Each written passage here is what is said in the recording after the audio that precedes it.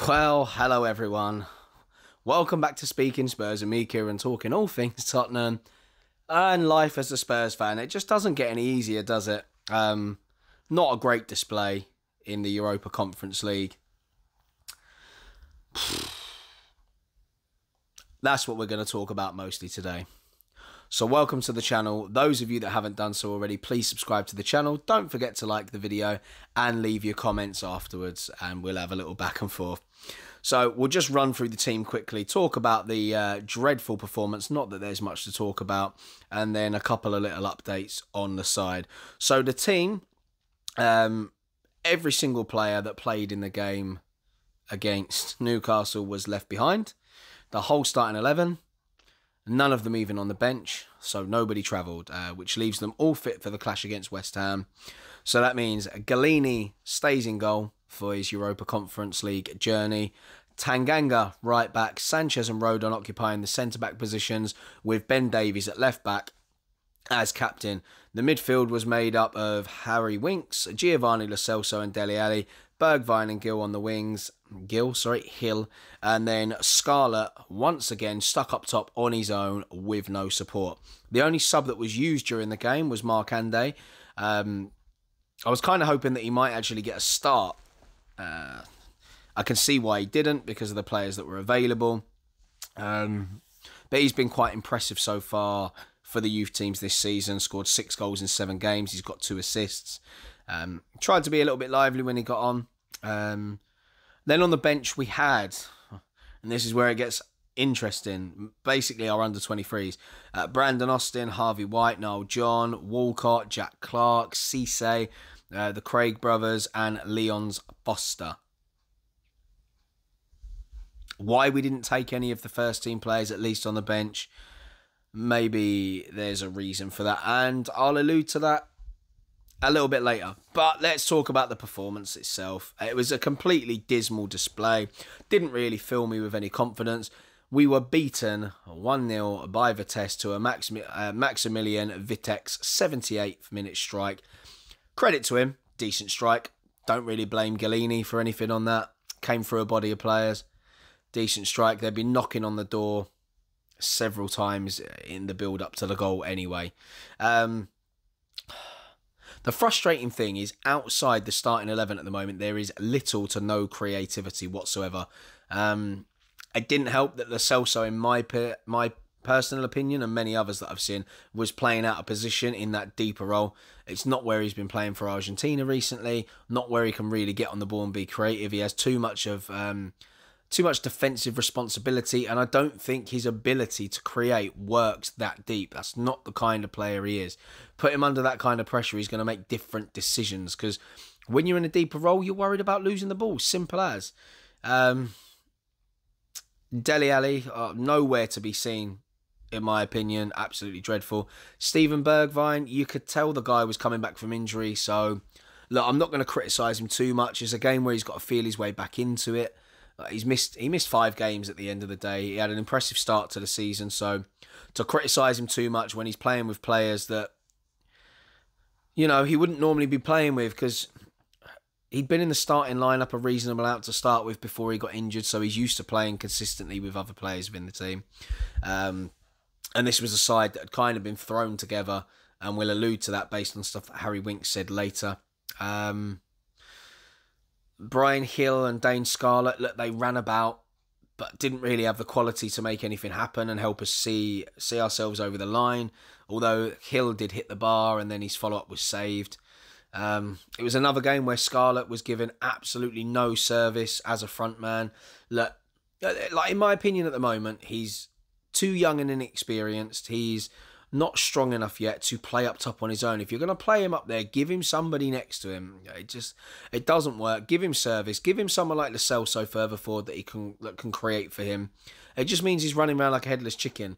It's good experience for him, but it's also not great for his confidence because he's not getting the ball enough. They're not threading him the ball in the right positions. It's almost a waste of time. He needs to go out on loan, in my opinion, for some proper experience, work his way up the leagues, before he's going to be ready to really burst onto the scene. Like, he's 17 years old. Last thing we want is his confidence being battered because he's just left isolated. Shocking.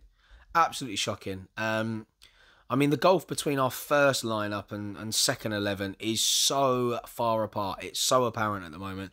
The quality is just... It's just not good enough at the end of the day. This game, do you know what? With the summer that we've just had and players we've let go, Eric Lamela, right? Juan Foyth. People that battle, all right? Like Eric Lamela, as much as people saw that he had some kind of faults and things like that, the guy worked his socks off no matter what. This is the sort of game where he probably would have got red carded in the end in this game, but he would not have stood for people ambling about, going through the motions. This guy would have fought in that game. He would have worked hard, had a bit of creativity about him. Yes, he could go on his headless chicken runs and things like that, but he'd have made things happen. He'd have tried to take the game by the scruff of the neck. So letting a player like him go, we really could have done with him this season. And bearing in mind, bar his injuries, I thought last season he was one of our better players.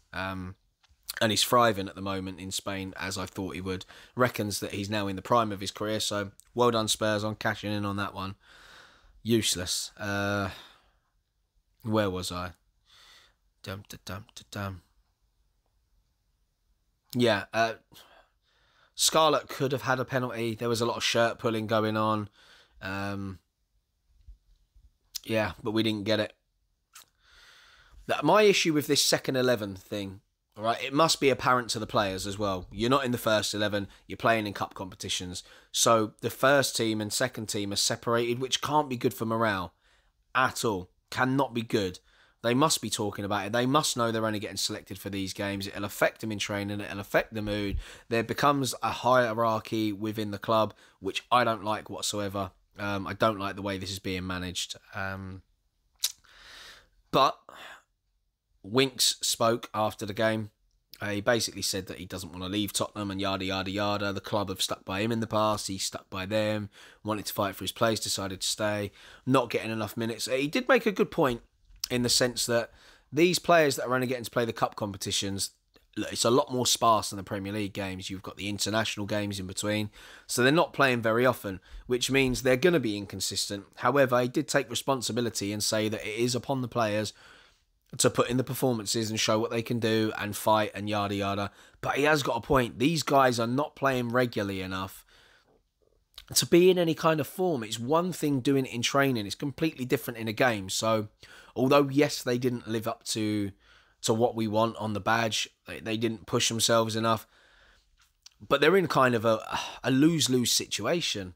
It's hard to really put yourself about when you're just not getting the game time. You can't get consistency. You're not playing with one another on a regular basis. You've got under 23s coming in. It's just so disruptive and it's negative. Honestly, I'm really not happy about it, and you could tell Winksy wasn't as well. He was asked about January, saying that he's like not looking ahead. It's still 2 months away. He's got time to push and show what he can do, but he's got to be given the chances. Look, I think, is his time done at Spurs?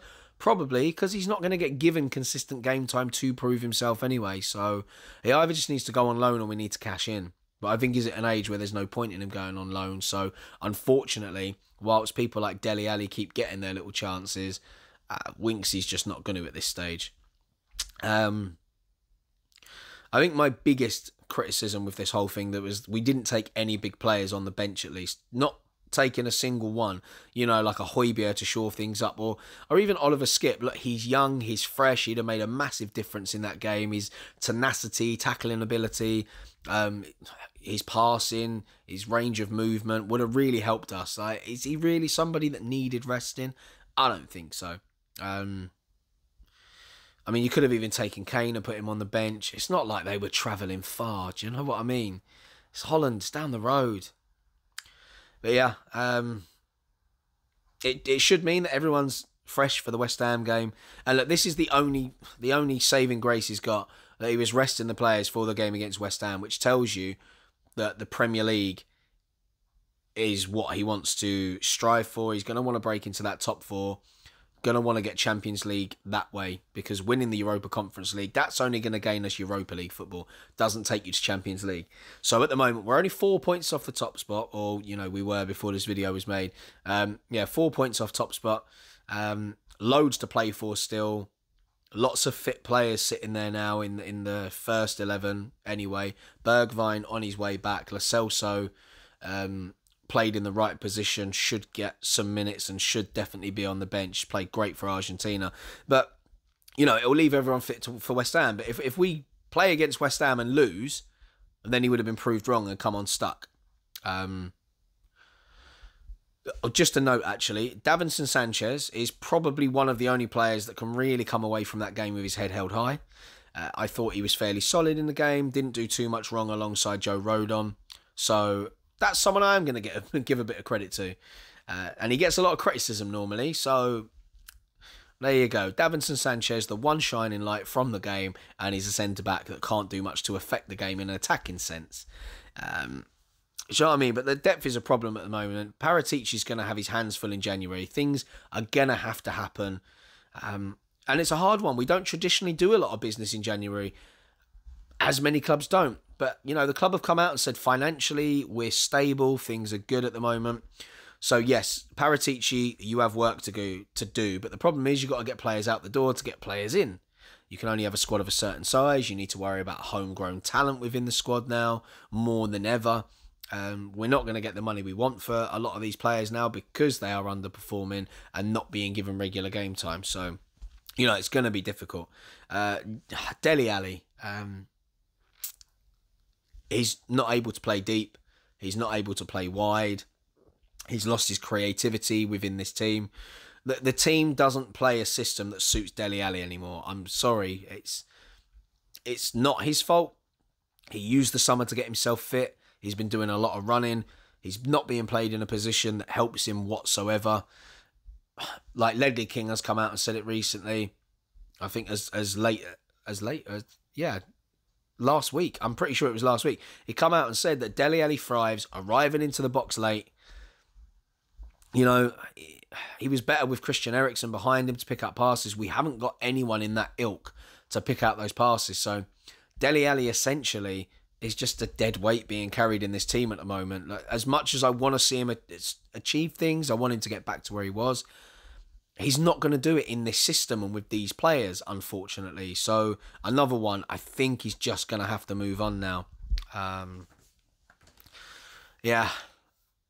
I mean, what more can you say about this? It wasn't great, and Nuno has to take massive blame for it. But the saving grace for him, other than, hopefully we smash West Ham at the weekend, is we've still got 3 games left in this group stage. Yes, we're sitting third in the table right now, but we have the 2 more difficult games, Rennes and Vitesse at home, and then NS Moura away. So, look, the way I look at it, we are more than capable of beating all 3 of those in those games. So that should be a maximum of 9 points. We will qualify still, because Nuno's not stupid. The home games, he will put a better mixture of a lineup out. He won't go with so many fringe players again. He will put out a stronger side with the luxury of knowing in those 2 home games, our big players don't have to travel. So less air miles under the belt. It's just a bit easier for everyone. We should win. However, he's just put himself in a position where if those teams come and just defend out the night, it's just annoying. I just wanted him to take at least a few better players with him. Some of the guys that didn't play much during the international break, there were a few that had rests. Eric Dyer obviously wasn't involved in the international break whatsoever. Tanguy Ndombele. There were options. There were people that he could have taken that could have played. I mean, even if you needed someone else in midfield, Eric Dyer has played in midfield. He was an option at least to bring some sort of defensive cover, to break up play, get involved. I don't know.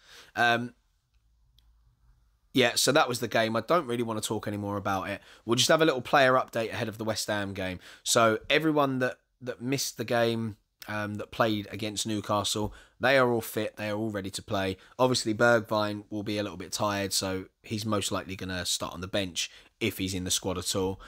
Matt Doherty, he's not going to be available, but Nuno has said he'll be back probably next week.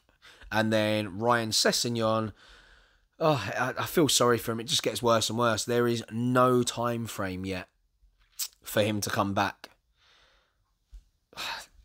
You know, I really want to see this guy thrive. He's such a wonder kid. He's had a hard time. He had an okay loan spell. He's had his fair share of injuries. I want him playing. I want him back in the squad, and I want to see the cess that we bought. On another note, as you will know, Jimmy Greaves passed away. Now, I live in Chelmsford, and that just happens to be where his funeral was held today, with many of the Spurs legends, his friends and family around. I believe there was sightings of Harry Redknapp, Ozzy Ardiles, who else? Pat Jennings was there, and many, many more. But they're the ones that I know of. I was speaking to somebody that was down there today for a funeral beforehand, and they saw them all coming in afterwards. So, yeah, Jimmy Greaves, what an absolute legend for the club. Can't speak highly enough about what he's done for the guy. Can't speak from experience, obviously, because of my age. Never got to see him play. But stories that I've heard from other people, you know, hands down, absolute legend. So, yeah, that's the video for today. There'll be an update tomorrow, more about what's going to happen in the build-up to the West Ham game. Probably some transfer stories and any other little bits I pick up. So thanks for sticking around today. I hope you enjoyed the video. Don't forget to subscribe to the channel, like and comment, and I will speak to you tomorrow. Stay safe, and as always, guys, come on you Spurs.